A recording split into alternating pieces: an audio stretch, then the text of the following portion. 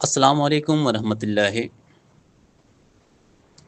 میں ہوں متی اللہ صدیقی، آپ لوگوں کی خدمت میں انٹرویو کا ایک اور سوال لے کر حاضر ہوا ہوں۔ آج کا ہمارا سوال ہے،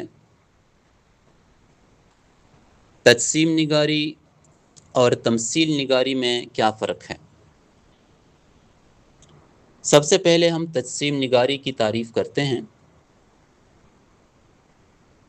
کسی مجرد یعنی غیر جسمانی چیز کو مجسم بنانا تجسیم نگاری ہے۔ اب مجرد سے کیا مراد ہے؟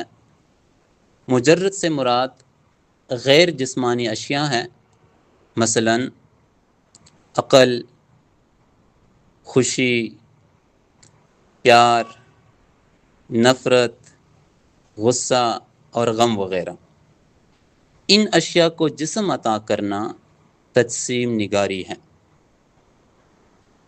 پھر اس مجرد کو مجسم بنا کر ایک کہانی تشکیل دینا تمثیل نگاری ہے۔ مثال سے سمجھانے کی کوشش کرتا ہوں۔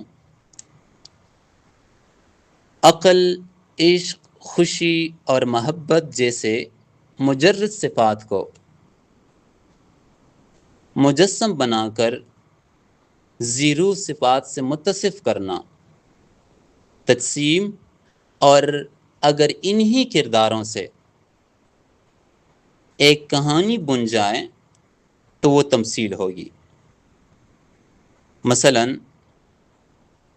وجہ کی صبرس ایک تمثیل ہے،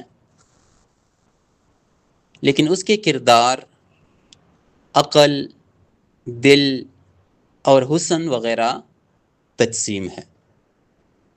بہت شکریہ۔